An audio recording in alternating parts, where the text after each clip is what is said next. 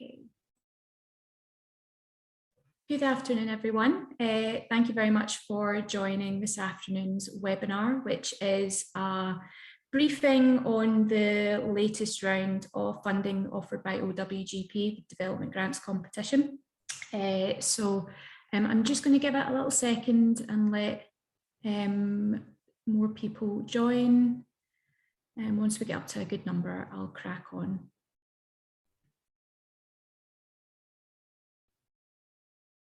Okay, I think we've got about 50 people in just now, so happy to get things kicked off. Thank you again for everybody joining this afternoon's webinar. My name's Claire Canning and I am the Programme Manager for the Offshore Wind Growth Partnership, responsible for the grant funding programme. So I will be talking through the latest competition in terms of scope, eligibility, and how to submit a good application and the assessment process. And I've also got a couple of colleagues joining me. A colleague, Lorna Bennett from the ORE Catapult, who's project engineer, will be talking around some of the test and validation facilities and services that ORE Catapult could potentially offer as a potential delivery partner for a project application. And then we'll move on to Q&A. So in terms of housekeeping, so if you do have, as I say, we'll have a Q&A session at the end. So please do use the Q&A function on the screen to put in any questions you might have, and we'll come to them at the end. I'll also try and sort of collate an FAQ at the end of the webinar and circulate that along with the slides. The session is being recorded, so you will receive a copy of this recording and the slides at the end. So without further ado, this is the agenda. As I mentioned, I'm going to go into the details of the competition. We'll talk a little bit about Catapult support. I'll pass over to my colleague Lorna. Bit about do's and don'ts of submitting an OWGP funding application. And then I've got, although I won't go into them in any detail, I'll have some information on our business transformation programs that might be of interest as well. And then we'll move on to Q&A. So for anybody that's not too familiar with the OWGP, this was a programme that was established in 2019 off the back of the offshore wind sector deal as a means of really helping the offshore wind supply chain to grow, develop, become more competitive, and to help UK companies win a bigger sort of slice of the opportunity in terms of UK offshore wind development. The programme itself is funded by members of the Offshore Wind Industry Council, so essentially the developers that are building the projects in our seas, and they have putting together a budget of roughly £100 million over 10 years to provide that support to UK businesses. The programme, as I say, is funded privately, but it's actually delivered by ORE Catapult, so myself and my colleagues Tom and Lorna on the call, we are Catapult employees, or I should say myself and Tom, Catapult employees, but our role is primarily responsible for delivering the OWGP. The programme itself has kind of 4 key aims that are aligned with our KPIs and how we're assessed.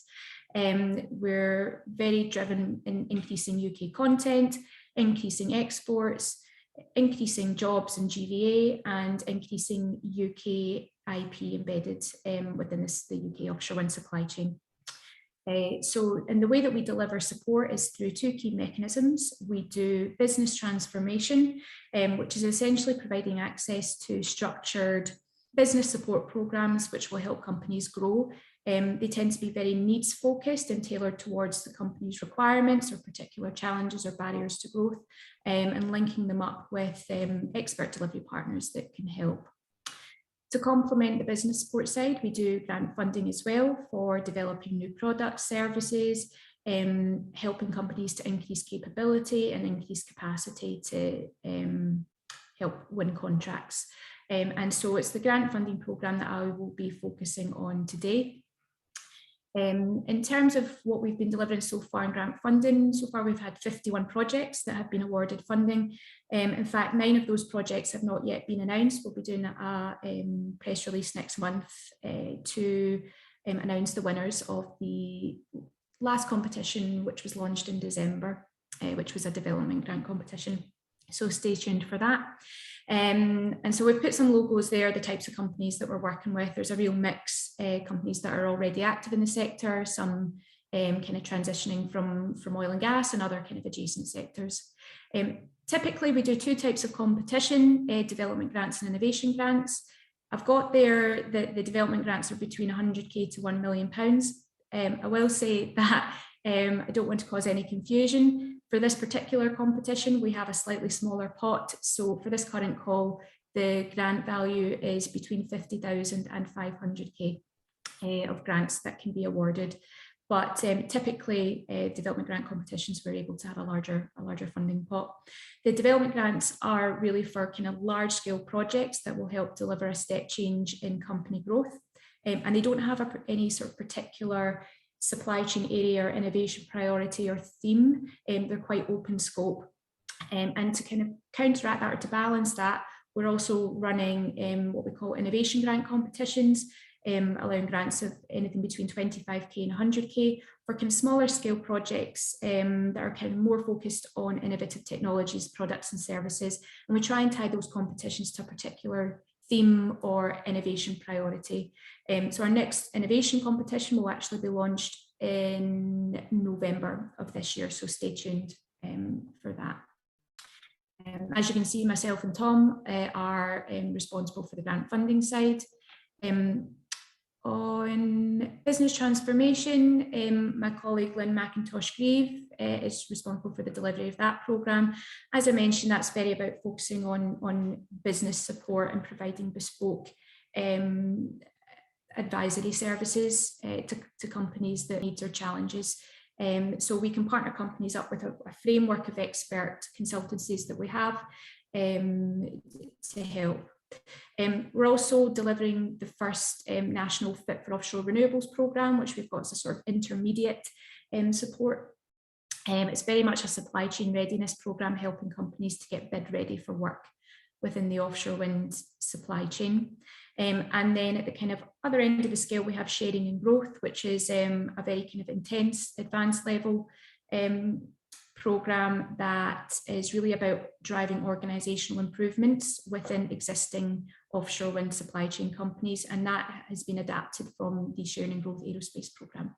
So I'll come back, I've got some information on these slides a little bit later on. If there's any specific questions on the business support side, I'll do my best to answer, but if not, I'll direct you to my colleagues Lynn and Matt.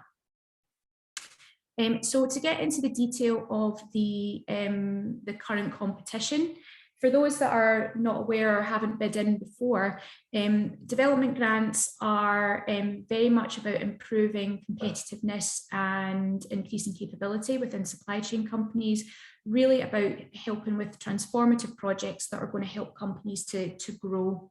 And the way that we kind of measure that growth is very much aligned to, as I mentioned, our kind of KPIs and our metrics. So it's very much, about creating jobs, creating exports, increasing company turnover, and developing UK IP. So in terms of how we look at how a project can enable that growth, those are the sort of 4 key things that we're looking to see. The development grants are for both CapEx and OpEx. So if you are looking to invest in facilities, investing in new equipment that's going to help with increasing your capacity or capability in manufacturing, for example, that would still be eligible. Or if you are looking at new processes or commercializing new products, new services to sell into the offshore wind market, again, that would be something that would be eligible. I mentioned that the competition pot this time round is slightly smaller than before, which is just due to the budget that we have this year. Next year, we're hoping for that will increase, so we can deliver kind of much larger competitions and hopefully more frequent funding opportunities as well. So for this particular call, eligible project costs are between £50,000 and £500,000. And when I say eligible project costs, that is the grant range of what we can award. Projects should be anything between 9 months and 24 months duration. These are the kind of scope areas that you may have seen if you have already been on the scope and guidance document. I mentioned it's fairly open. We're not tied to a particular topic or supply chain area. If you are looking to invest in new equipment, looking at advanced manufacturing to increase service delivery or capability, that potentially is something that would be eligible. Do come and speak to us about that if you're unsure. If you're looking at new operational processes that will help increase competitiveness. A lot of the applications we get are around investing in new technologies, new products, new services, which is fantastic. Although I will say if you have a project idea that's focused on any kind of technology development, we're really looking to fund projects that will, for things that are near to market and kind of ready for commercialization. The way that the growth partnership is set up is that we need to demonstrate impact within a sort of short to medium time frame. So within a few years after your project closes, we want to be able to see the impact of that grant funding that's been awarded. So we want to see something that's ready for commercialization, ready to be brought to market and can start to be supplied.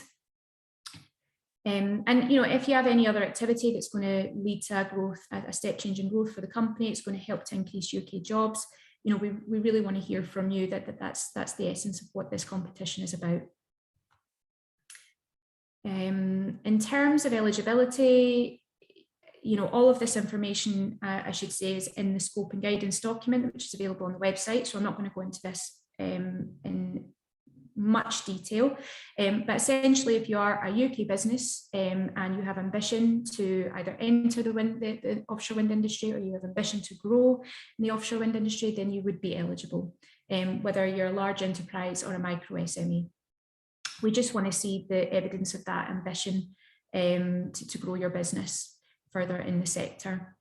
If you are currently in receipt of OWGP grant funding through a competition launched within the last 12 months, then you would not be eligible to apply. So that includes the December development grant competition, December 2021, and the September innovation grant competition. So if you're currently in receipt of a grant for one of those competitions, then you would not be able to bid into this particular round. You're welcome to resubmit a proposal from a previous competition, but we will only accept one resubmission if it's the same kind of project proposal. I mentioned about our KPIs, so it's very important that you demonstrate a clear intent to grow the business in terms of turnover, UK jobs, exports and IP, and are able to provide a matched contribution to the total project costs. So as I mentioned, the range of grant is between 50k and 500k. We're looking for applicants to be able to contribute at least 50% of the total project budget, and that can be cash or in-kind investment, like time spent on the project. Kind of depends on the nature of the project, if it's kind of more capex or opex. But as I said, that can be in-kind, time spent on the project, or cash. So for example, if you have £1 million project, that could be made up of 500k development grants if you're bidding in for the full whack, plus 250k cash and 250k in kind. If there's any uncertainty around that, then do let me know. I'm happy to clarify. And I've put in we are open to any kind of commercial or possible profit sharing arrangements following your project. So if that's something that might be of interest or you might be open to, do provide that detail within the finance section within your stage 1 application. There's an option for you to provide an explanation of your cost breakdown and your finances and justification. So if there is, if you do have a proposal or you're interested to any kind of arrangement where we could get a bit of a return on the investment, on the grant that we could reinvest into future projects, then we'd be interested to hear from you. However, that is not essential criteria. This is a grant, but just putting it out there that we're open to those discussions.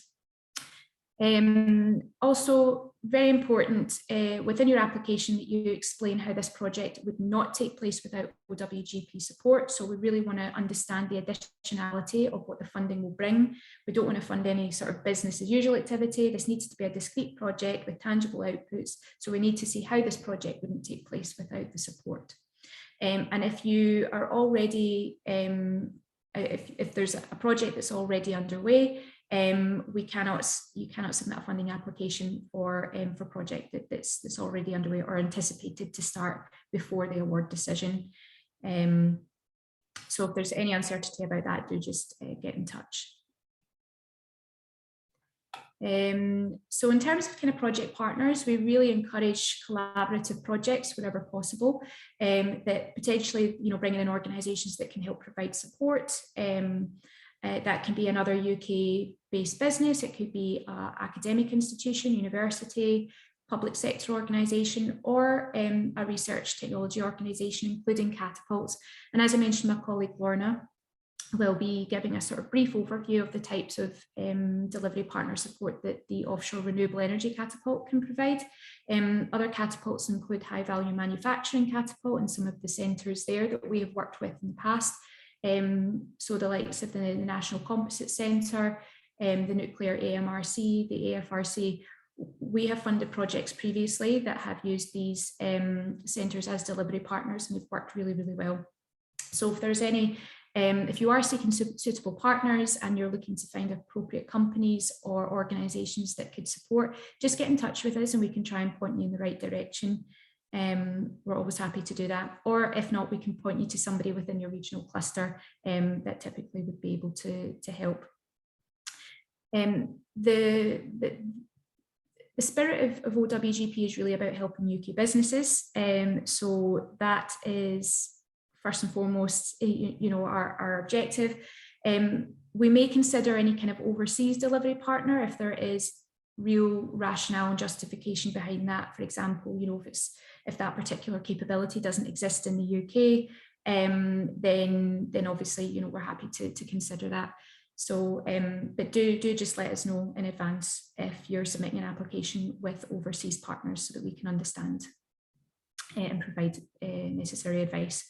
OWGP will contract with and allocate grant payments to the lead organisation, the lead applicant only. So if there are any project partners within your application, these would be classed as subcontractors to the lead organisation. So please do bear that in mind when you're putting in your cost breakdown across all the different budget lines, that if you are bringing in a partner, include those costs as subcontracting costs and not as labour costs. In terms of the application, the development grants competition has a two-stage application process. Essentially, this is really because it tends to be oversubscribed. It's a really competitive call. So this helps us to kind of manage the volume of applications, help us to determine eligibility kind of early on in the process, and provide notification and feedback to applicants as early as possible. And also for us to make sure that we're bringing in the right independent assessors to help with the assessment process. Only successful stage 1 applicants will be invited to submit a stage 2 application, and the deadline for the stage 1 expression of interest is the end of July. So we're keeping the stage 1 window open longer than usual, because obviously it's over the summer, and we want to do some promotion of the competition at Global Offshore Wind next week. So it's to give just to give as much time as possible to submit an EOI or stage 1. I will say it's not a particular onerous application process. Shouldn't take too long, so worth having a look if it's something that you're interested in. We'll review all stage 1 applications and we pass to independent assessors, and we aim to get back to all applicants by the 16th of September. And as much as possible, we try to provide detailed constructive feedback and scoring wherever possible. At this time, any successful stage 1 applicants will receive a template to submit your stage 2 business plan, which should be submitted by the 28th of October. In terms of how to apply, we are using Microsoft Forms still for the application form. So really recommend that first and foremost you download the scope and guidance document before starting the form. It has all the call information on there, and it also has a list of all the questions as well, so that you can basically use this to draft answers. And then we recommend that you, once you have your answers drafted, that you then paste them, you go onto the Microsoft form and then paste your answers in. It's not the best system because you're not able to save and return to your application form. So once you start it, you kind of have to finish it. So yes, we recommend that you draft responses first of all, and then copy these into the form before you submit. You'll also be able to save a PDF copy of your responses after submission, and you'll also receive notification that it has been received. For anyone that has submitted a development grant application before, it's very similar, in fact, pretty much exactly the same kind of questions and formatting. This time we've added a few kind of extra detail to help guide the answers, and we've increased the word count for some of the answers as well to enable you to provide a little bit more information. In terms of the application and the assessment, this is essentially how the application form is sectioned, and how the different kind of assessment criteria. So the first section is just about company details, company information, which is unassessed. The next section is really about company background and relevance to the competition. So within this section, we're really looking to understand, does the applicant already have relevant experience within the sector? Or if not, are they well suited to delivery in the offshore wind sector and demonstrate a very clear kind of ambition and potential to grow? So we really want to get a sense from you at this stage, what it is that you're doing, what's the relevant experience, and why will this enable you to go within the offshore wind sector? It's all about the relevance to the competition. Then the next section is really important. It's helps us to understand the motivation for the project. So it's understanding, what is the business need, what's the challenge that's being addressed, what's the market opportunity that you are honing in on, and what does that look like? You know, how will that then enable your business to grow within the sector? So within this section, wherever you can provide quantified figures in terms of, you know, market size and what that means for your business, that's really useful for us to see, okay, well, this is pretty compelling motivation, very good understanding of the market, clear customer engagement, clear customer roadmap, good understanding of the competition. You know, there's clearly a market for this product or this service. This also helps us to identify suitable assessors as well. The fourth section is really about the project. So use this as an opportunity to tell us what it is that the project is going to do. How will this solution solve or tackle the problem or challenge statement that you have identified? So it's useful for us to see how you're going to deliver this project. You know, how are you going to ensure effective delivery? What's your approach to project management? How are you going to maximize the success of this project? So section 4, tell us about the project, what it's going to do, provide us with reasoning on how it's going to solve the challenge, and what's your approach to delivery? How are you going to deliver this project to maximize the chances of success? Section 5 is all about your finances. So we really want to see, I was going to say a detailed cost breakdown. I'd say at stage 1, it's not particularly detailed, but we do want to see it broken down across different budget lines. So what's your total project budget? What's the total grant being requested? And how is this broken down across internal labour, materials, equipment, travel, subcontractors, and any kind of other costs within the project.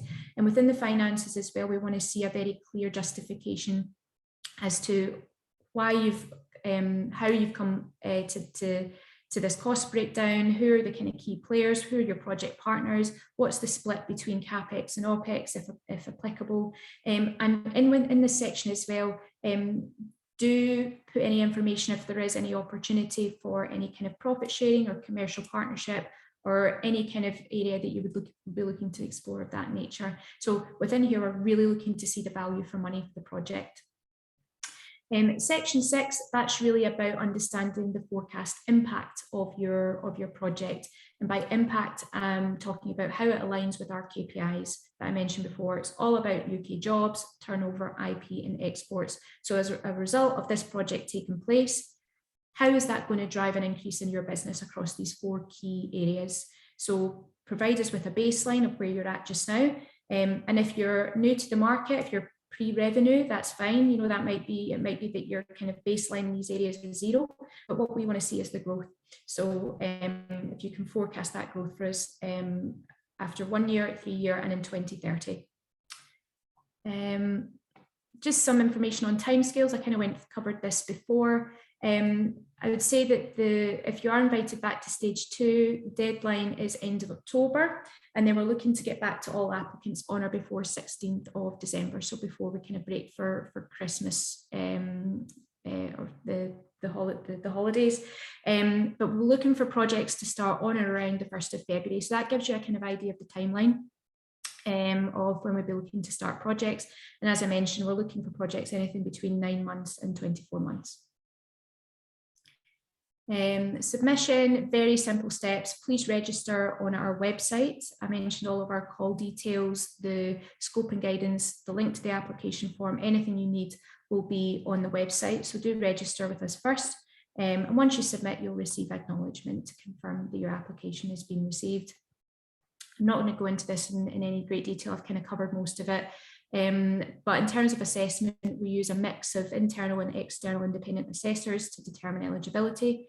If you are invited back for stage 2, the OWGP Board of Directors are also involved in the kind of shortlisting and selection process. So they ultimately determine who gets awarded. So there's a mix of programme team, independent assessors and the board. So it's quite a robust assessment process. I don't need to cover responsibilities, I don't think at this stage, but in terms of funding, just to be very clear, it's allocated to applicants in the form of a grant, and funding will be paid on all eligible project costs net of VAT. So I put together some do's and don'ts based on kind of our experience with previous applicants and feedback that we've received from applicants that will kind of hopefully help with your submission. Some of them seem pretty simple and fairly intuitive, but anyway, these are the kind of feedback areas that we've had. So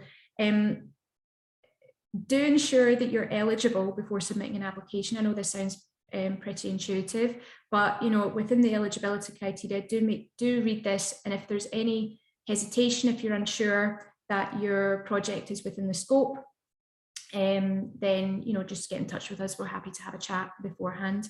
Make sure that when you're putting your costs together, that your eligible project costs are within the grant range for this competition. So we will not give out grants for anything less than 50k or anything more than 500k. So make sure that that's reflected in your application. If there's a mistake, if your grant request isn't within this range, your proposal will just be rejected. Unfortunately, as I mentioned, the competition tends to be oversubscribed. It's very competitive. We're a very small team. We try to pick up mistakes or what we perceive to be mistakes early on in the process, but sometimes it's not possible. So it's not until after the competition closes that we see some applications that, you know, the costs are not adding up, or there's just misalignment with the eligibility criteria. So where possible, we'll come back to you as soon as we can, but preference is that you make sure that everything is correct before submitting. Again, please make sure your project finances are correct across all budget lines before you submit. If there's any uncertainty around what is classed as labour costs or what is classed as subcontracting, please let us know or come and ask us before you submit. Your applications are assessed on value for money, among other things, and we use this cost breakdown to determine value for money. So yeah, any uncertainty, please do come and do contact us before you submit. I mentioned before, if there is any opportunity to discuss any commercial partnerships or profit sharing arrangements, put that in your application as well. That's something, if you are invited back to stage 2, that we can explore further. Again, it's not essential. This is a grant funding programme, so this is just something new that we're looking to explore this year. If you are seeking introductions to suitable delivery partners, whether that is one of the catapults, whether that's another UK company that might be able to help, then get in touch. We're happy to try and make introductions and facilitate that as much as we can. Do make it clear in the application if you're anticipating any company changes during the life of your proposed project. So if there is going to be any changes in ownership structure, new company name, new website, rebranding, it's useful for us to get sight of that before we make any awards. So yeah, and pay very close attention to KPI alignment. So if your project is not likely to really generate significant UK growth in terms of jobs, if it doesn't have any export opportunity, then it's unlikely that it's going to score well in that area of the assessment, and therefore unlikely to be successful. So that is a really key area to focus on. However, I will say that we want to see realistic figures in there, on KPIs. It's great to see ambition, but try not to inflate any projections in terms of jobs and stuff. It needs to be aligned with the kind of market opportunity. And try to demonstrate a clear market understanding. We're using this as an area to understand where your product, your service, your technology may fit within the market, who your customers are, and whether there's a real industry need for this. So the clearer that you can be in that section, and how you can exploit this to grow your business within the sector is great. And wherever you can provide market information and quantify, that's really helpful. In terms of don'ts, try not to repeat myself, but just don't submit an application if you already know that you're not eligible, and if you don't align with the scope areas. And as I say, ask if you're unsure. One of the kind of questions we get asked a lot is around the kind of technology development type projects. If you've got something that's maybe at early stage research, or if it's sort of more conceptual, if it's going to take years to develop, test, validate, and commercialize, it's probably not the right fit for this particular competition. So so if it's too early stage, it will not be successful, and we would direct you or signpost you to other funding mechanisms such as Innovate UK. Do not submit an application for what you would consider business as usual activity. So whether that's sort of general business development or investing in marketing and things like that. It needs to be a very discrete project with key deliverables and tangible outputs. So we need to see the additionality of this funding. So we won't fund any kind of what we perceive to be business as usual activity. Don't resubmit previous application without addressing comments and feedback. As I mentioned, you only get one resubmission. We try to provide quite detailed feedback to help applicants with any kind of resubmissions. So do try to take that into account. We do welcome resubmissions, but yeah, try to take on board any feedback. Something that can be quite frustrating on the finances, try not to submit application with rounded up costs. So please ensure that you have done due diligence in terms of what the cost breakdown is going to be before you submit the application.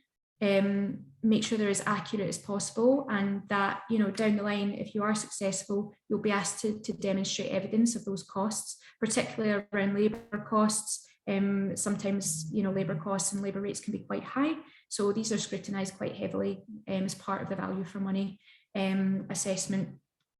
So, and you know, sometimes it can be a bit of a red flag when we see costs and they're all rounded up to the nearest hundreds or nearest 1,000. You know, we want to see real costs in there wherever possible. And when you are submitting your costs, do use the opportunity to provide as much justification as you can of that cost breakdown and how this does demonstrate value for money. You know, put that point forward. You know, what's the case if you are, you know, asking for a grant of £500,000? Why do you need that much money, and how is that additional? And also, you know, on that note, you do make sure it's very clear how this project wouldn't take place without OWGP funding. For the stage 1 application, there's no need to submit additional material. If you're invited back to stage 2, you'll have the opportunity to send supporting documents, letters of support, appendices, project schedules, and other bits and pieces. This is very much a sort of expression of interest at this stage. Please don't include any sort of overseas partners or subcontractors in the application unless you have discussed previously with OWGP and the justification for that is clear. I mentioned before, we're kind of trying to focus on UK growth. So, but if there is, you know, a clear need for using a non-UK partner, you know, that can happen. Just let us know. And I mentioned previously, but try not to provide inflated forecast KPIs. We want to see the justification.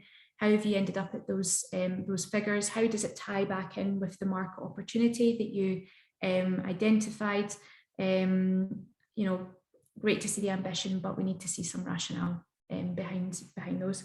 So I hope that's been kind of helpful in terms of setting out the scope and the kind of format, the structure of the application and the assessment process, what to do, what not to do. At this point, I think you've probably heard enough from me. So I'm going to pass on to my colleague Lorna Bennett, who is a project engineer at OWGP Catapult, and she'll give an overview of some of the activities and some of the offering that OWGP Catapult can provide as a potential delivery partner. Thanks, Lorna. Yeah, thanks, Claire. So I'll kind of skim through these slides since you're going to get them anyway, just to give you an overview. Next, please, Claire. So for those that aren't familiar, we're the Offshore Renewable Energy Catapult. We're the UK's leading technology, innovation and research centre for pretty much anything in offshore renewable energy. As Claire already said earlier, we're one of many catapult centres, and unfortunately our HVM sister catapult couldn't join us today, but I'm sure they can provide some information later about how they can help you in other areas. Next, please, Claire, since you've already covered a lot of that already. So yeah, we are stationed all across the UK, and we have an office in China as well. I'm currently based out the Glasgow office, and we have the offshore wind turbine in Fife and our main test facilities in Blyth, and some new facilities just opened down in Wales, and we're in the progress of trying to establish a new facility in Aberdeen as well. But we also work across all these universities with academic research hubs and things as well. Next, please, Claire.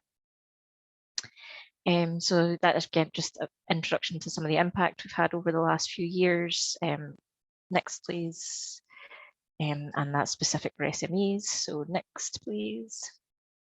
But again, just to emphasize what Claire's already said, the growth opportunity in offshore wind in particular, but there's still also progress going on in wave and tidal as well, but it's just going to be huge, particularly over the next 10 years, but right out to 2050, the growth across the whole industry is just enormous. Next, please.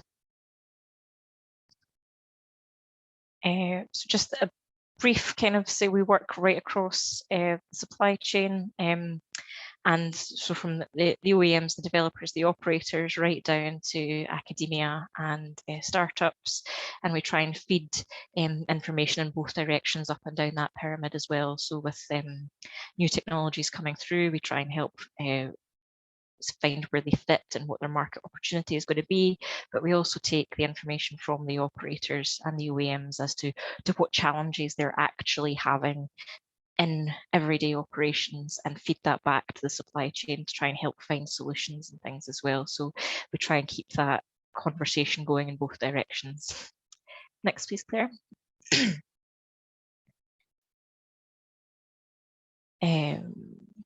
So that we can skip this. This is just a piece from some of the research we've been doing with GE and tying that across to some of the SMEs as well. So on to the interesting bit for most of you, I would imagine, test facilities. So we have world-leading test facilities in Blyth, where we do component testing for all aspects of offshore wind and tidal power. We have 2 blade test facilities where we can do accelerated life tests, fatigue tests, bend tests, structural tests for up to 100-meter blades. We've just had the world's longest blade in for testing in the last few months. It's 107 meters long. We've got drivetrain test facilities. We've developed test rigs for testing 1 megawatt, 3 megawatt and 15 megawatt drivetrains. We currently have the GE Haliad X 14 megawatt in doing testing. We've also got bearing tests for main bearings, was developed a couple of years ago as well. Next, please, Claire. The electrical infrastructure lab. So we have the eGrid, where we can simulate how different technologies will interact with the national grid. We've got the high voltage test labs, where we've been doing accelerated aging of cables and different analysis of cable failures, as well as different electrical sensors, materials assessment and things like that as well. The O&M technology side of things covers a vast array. We've done a lot to do with the robotics and autonomous systems. We've just been establishing a new facility to focus on RAS and how that can help increase the safety of offshore operations and also help automate or make things like blade inspections a little bit easier for the technicians and the people having to work offshore. We also have, so a whole variety of different things there. Next, please, Claire. We also have 3 dry docks, one of which has an artificial seabed, and we have various different tests that we've done in here, from corrosion monitoring and of different corrosion protection systems, robotics, subsea and surface investigations, looking at different cable tests and mooring tests and things like that as well. So again, these facilities are constantly under development as well to meet new needs and requirements. We also have an offshore met mast, NOAA, just off the coast at Blyth, which is instrumented with, you would expect, your normal weather sensors, atmospheric sensors. We've validated or tested floating LiDAR systems there for measuring wind speeds without having to build a met mast, and again we're using that as a potential stepping stone for the development of those RAS systems. So if we go from the dry dock testing and then out into the actual sea, but it's a more controlled environment there as well. Next, please, Claire. And then we have Leavenmouth as a 7 megawatt offshore turbine. It's offshore, but by about 20-30 meters, but we have access via the footbridge you can just see in the picture there. We've had over 140 technology demonstrations and research projects linked to the turbine since 2017. We've also got a 110-meter met mast up on the hill next to the turbine, which also has a small compound there that we've done some LiDAR testing and demonstration in as well. Next, please, Claire. So this is just the kind of basic overview of the turbine. For anyone that's interested, we can go into more details later, but I want to leave time for questions.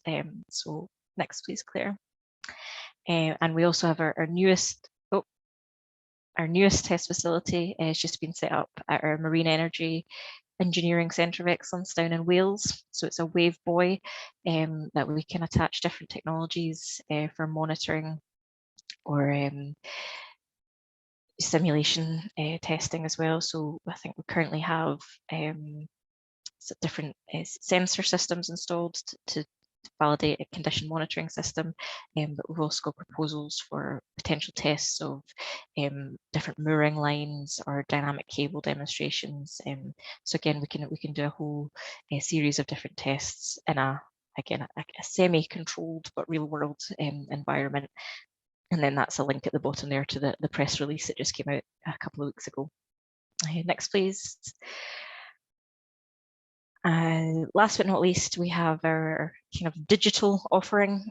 So our platform of operational data includes some of the streams of data listed there, but it's all of the data from that we can share from Leavenmouth wind turbine, from the Met mast, both in Leavenmouth and Blythe, and we have some third-party data that's been shared with us from operators as well. I think there's some high wind data on there, and potentially some other streams from some of the third-party sensors that we've got installed in Leavenmouth as well.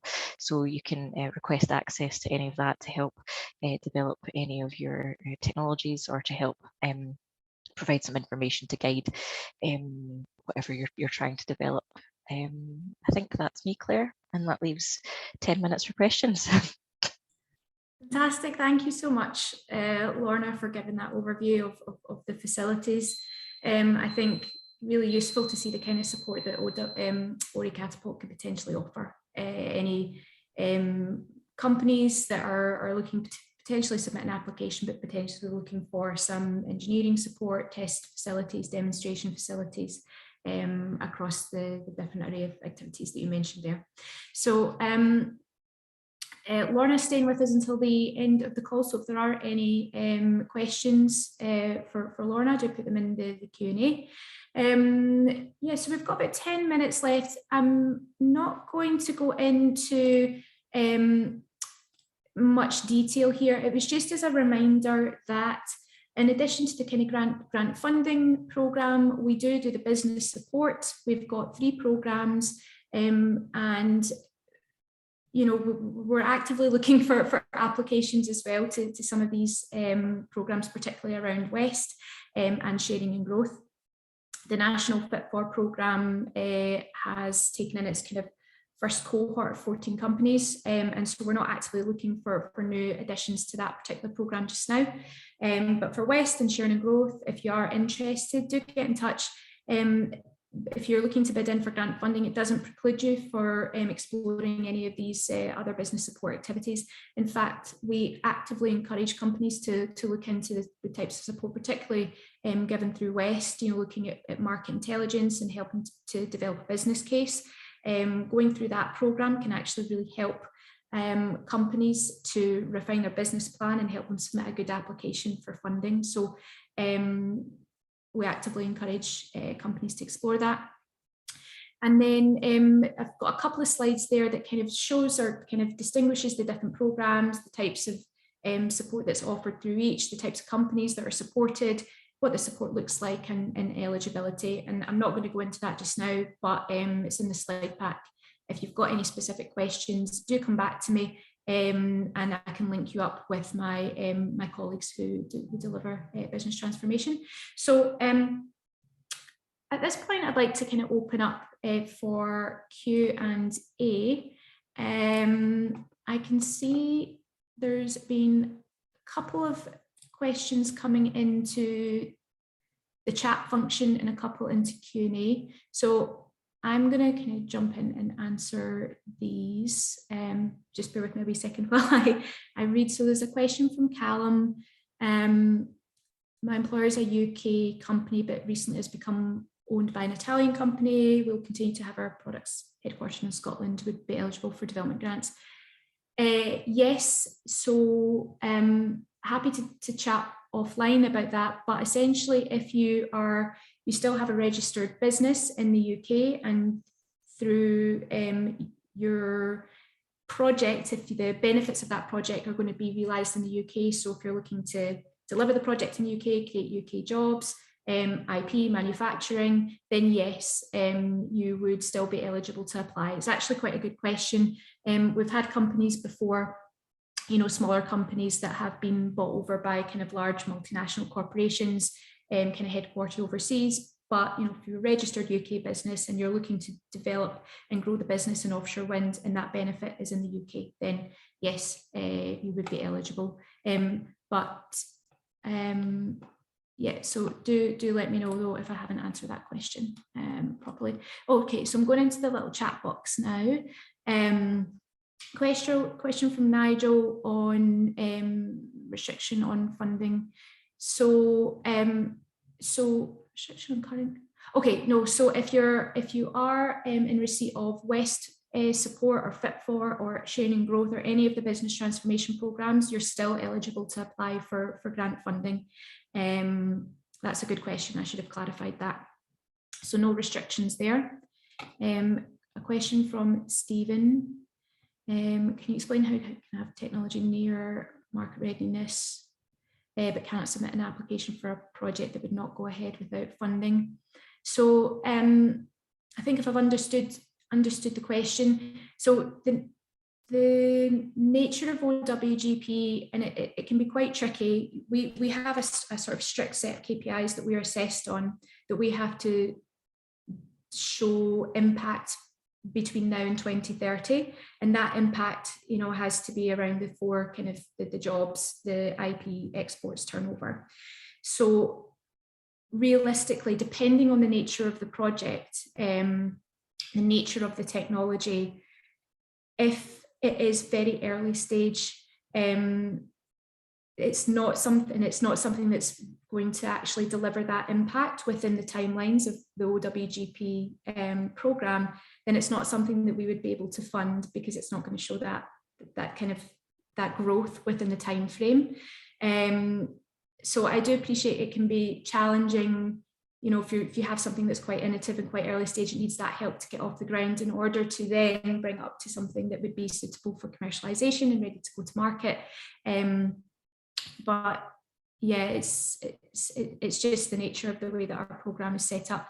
However, it depends on what the technology is. If it's a piece of software that could be developed over the course of 9 months and then ready to be brought to market, that's within our time frame. If it's something truly kind of game changing, if it's manufacturing a new floating platform or something like that, that's going to take many years to develop and design and validate and demonstrate, that might not be something that really fits within the scope of the program. But we can have a conversation separately to find out a little bit more about your technology, if that would be useful. Question from Rachel. Can you reiterate the distinction between this and the innovation funding call you mentioned in November? I presume it's intended for lower TRL programs. So the distinction is that, first of all, the innovation grants will be kind of targeted towards a particular topic or theme, supply chain area, innovation priority that we engage a lot with obviously key industry stakeholders. So we want to link that competition up to an industry challenge and find real industry solutions for these innovation challenges. We don't have an idea at the moment what that competition scope will be, but yes, we're sort of more folks will call them innovation grants because it's about sort of focusing on products and services and technologies and solutions. It potentially could be lower TRL. It really depends on what the technology is. We don't really kind of talk in terms of TRL, it's more about the solution itself. As soon as we've got more information on that call, which will probably be kind of, I would say, September time, we should have a good idea of what that scope would be. I'm happy to follow up and provide further information. Projects to start in July. just sorry, trying to understand. Projects are to start in July 2022 with stage 2 awards in February 23 or applicants to proceed with grant funding backdated. No, I'm not sure if there's been a typo somewhere in the slides or in the scope document. We're anticipating projects to start beginning of February 2023. So the competition, as I mentioned, is in 2 stages. And with the final stage in December, so we'll be notifying applicants if they've been successful on or before the 16th of December, and then we're expecting projects to start in February. So no backdated grant funding. I'm not sure if I've had a typo somewhere within the timeline. Apologies if I did. Question from James, is the scope of this grant exclusively limited to the grid energy generation supply chain, or would you consider proposals which use wind in slightly different ways? For example, direct mechanical effort or direct creation of e-fuel or stored energy. Ultimately, the program, the overall OWGP program, is funded by offshore wind developers to help the growth of their suppliers, potential suppliers in the UK.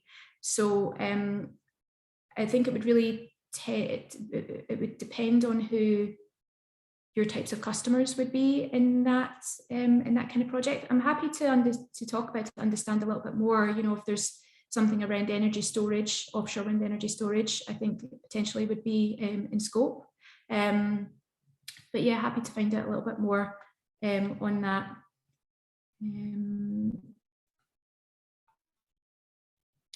Right. So in terms of aspects, development for new project, research, testing, validation, how can we distinguish between business as usual? Well, I mean, for me, you know, a project is something that's very defined. It has a very specific start and end date. There's going to be very specific deliverables with their own success criteria. There's going to be tangible outputs with that we can actually align with our KPIs. So, you know, it needs to be something that is going to, through having the standalone project, it's going to help your business to grow. So by business as usual, you know, I'm talking about your kind of day-to-day activities, you know, kind of regular business development, sales, things like that. You know, we're looking for something that is, you know, a project in its own right with very key deliverables. Versus critical stages and deliverables. So I don't know if I've answered that very well, Nikos, but you know, come back to me if I haven't. Funding count towards de minimis funding allowance? No, it doesn't, because the funding that we get through the Industry Council is private industry funding, so there isn't any kind of public funding or state aid implications there. I'm very conscious that we maybe just have like a minute or so left. I'm just trying to see if there's any other questions that I've not answered. Would something along the lines of a risk management tool fulfill criteria for a new product? Potentially, yes. Risk management tool, very important. So depending on the nature of that and who the customer would be and how it would help your business to grow within offshore wind, then yes, I mean, I can't see why not. Yeah, get in touch with me if you want to have a little bit more discussion on that. And can grant funding be used in conjunction with other public funding? Yes, you know, if you've got a sort of, because as I mentioned, it's private industry money, you can use it in conjunction with other public funds. But it would need to be that you have that kind of match funding in place and agreed before kind of submitting an application, so that we're aware where that match funding is coming from. But I think I've answered all the questions. If I haven't, apologies. Do reach out to me separately, and I'm happy to have one-on-one discussions. I'm going to close the session now. Just before I do, if anybody is attending Global Offshore Wind next week, we will have a stand directly opposite the Catapult Pavilion. So do come and speak to us. I'll be there, Tom will be there, and our colleague Matt Brown will be there to talk on the business transformation programs. But yeah, come and visit and ask any questions. I'll follow up with the recording, with question FAQ and with the slides. So thank you so much to everybody who joined. Thank you to Lorna, thank you to Vicky at Catapult for helping with the recording. And I will wish you all a good afternoon. So thank you again.